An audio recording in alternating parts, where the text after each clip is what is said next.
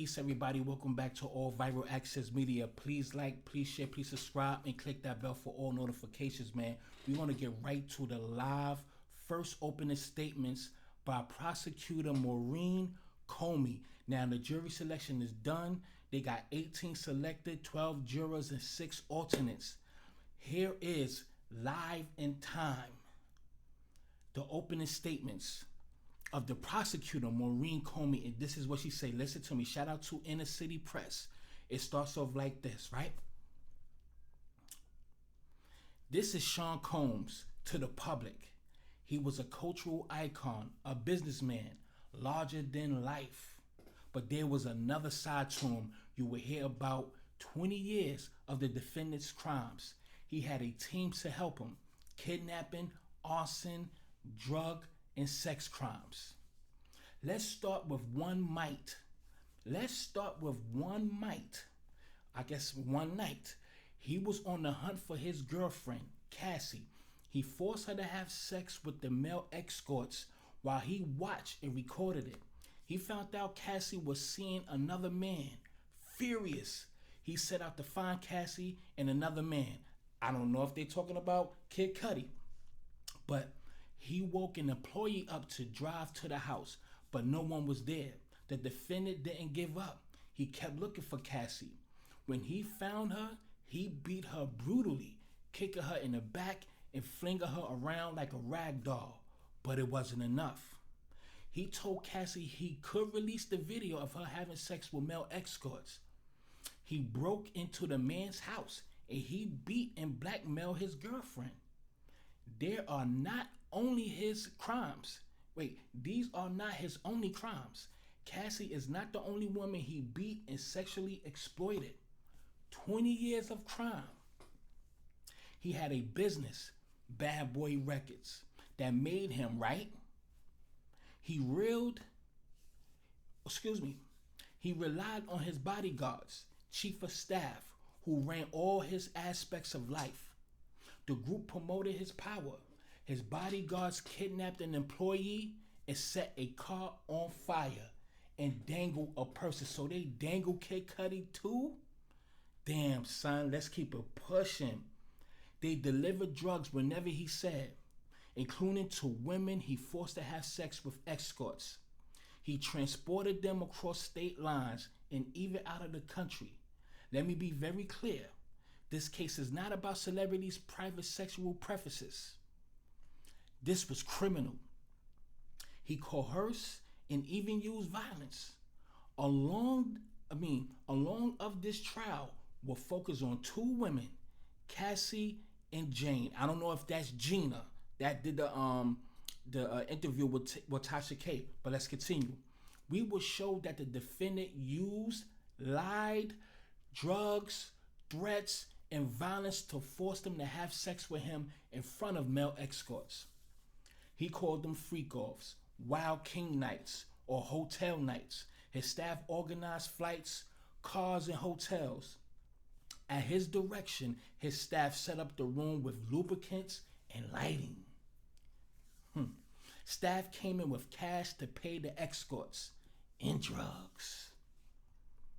He made them take MDMA or Molly and ecstasy. It made them sick, but also sexually aroused.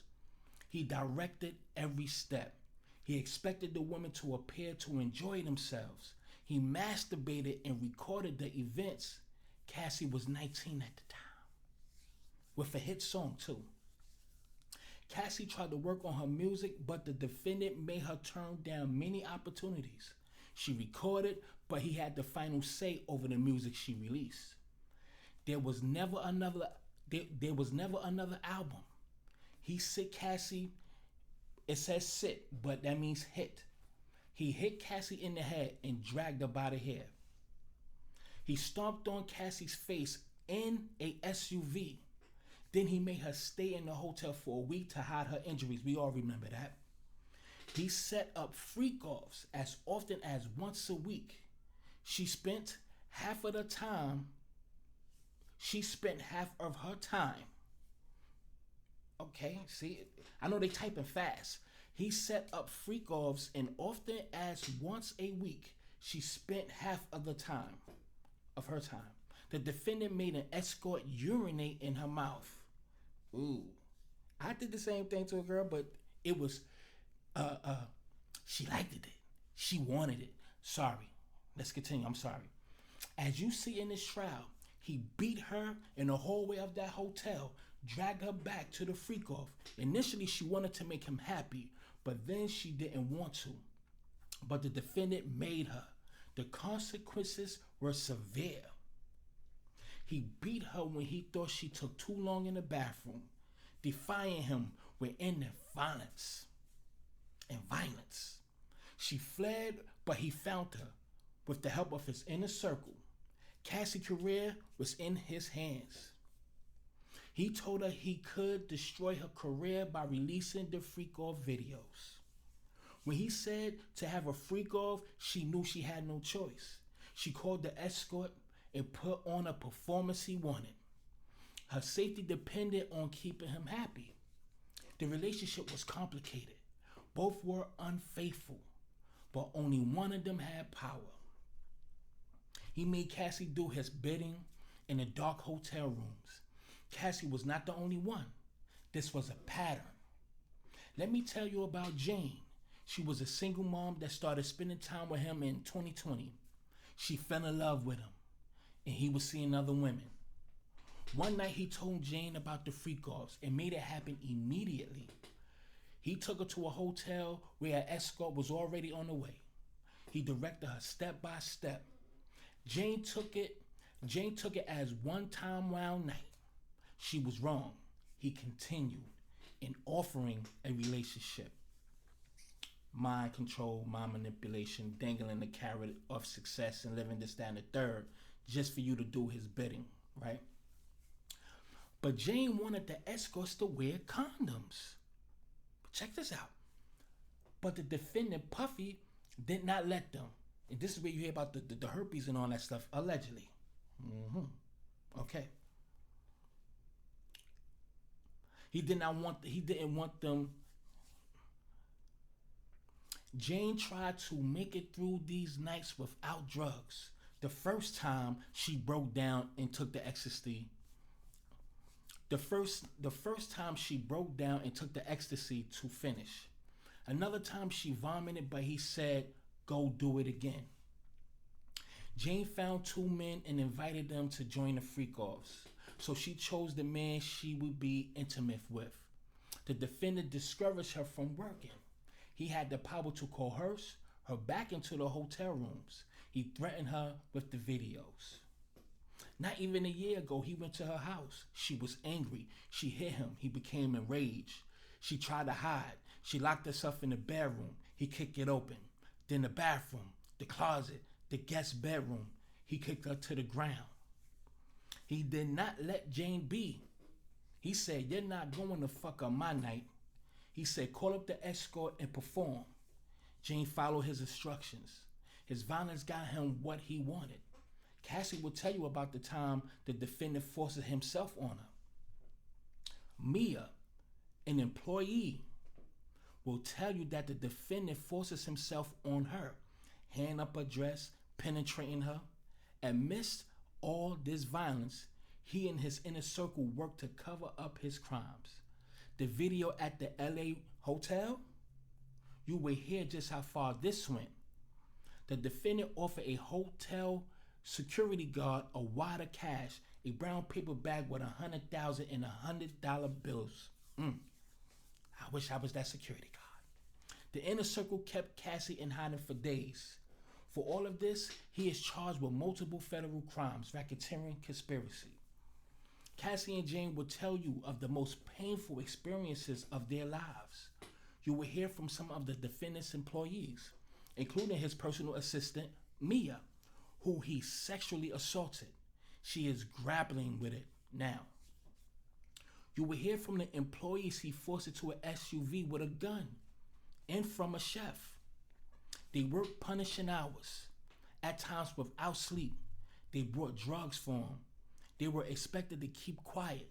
Some of these witnesses have already received settlements. You will also hear from some of the escorts. that the defendant directed them and filmed it. Excuse me. An escort saw the defendant assault Cassie and dragged her by the face during a freak-off. You will see records from hotels in the damage in car services. You will see text messages in which the defendant tells staff to bring cash for escorts. And by Jane saying he did not do the freak-offs, and by Jane saying she did not want to do the freak-offs, you will see videos. That's crazy. In them, you can hear the defendant provide direction to Cassie and Jane, high on ecstasy. You will see a video of the defendant brutally beating Cassie during a freak-off in an LA hotel. You will see photos of the damages, including 4 doors in Jane's home not even a year ago. You will see what he had in his home: guns, med bags of drugs, lube, etc. You will see the agreement with the hotel guard, barring him from speaking after he paid him $100,000 for the video. You will hear him manipulate Jane into saying she wanted it. His threats not to pay her home. His threats not to pay for her home. Text to his staff about it. I ask you 3 things. Pay attention to the evidence. Follow the judge's instructions on the law. Use your common sense, and you will reach the verdict that Sean Combs is guilty. Judge is saying, who's your defense? Tenny, Garagillos, whatever. Puffy's defendant. I will do another video going step by step. So this is live, what's going on right now before it even hit the goddamn airwaves. Hopefully you enjoyed it. Subscribe, goddammit.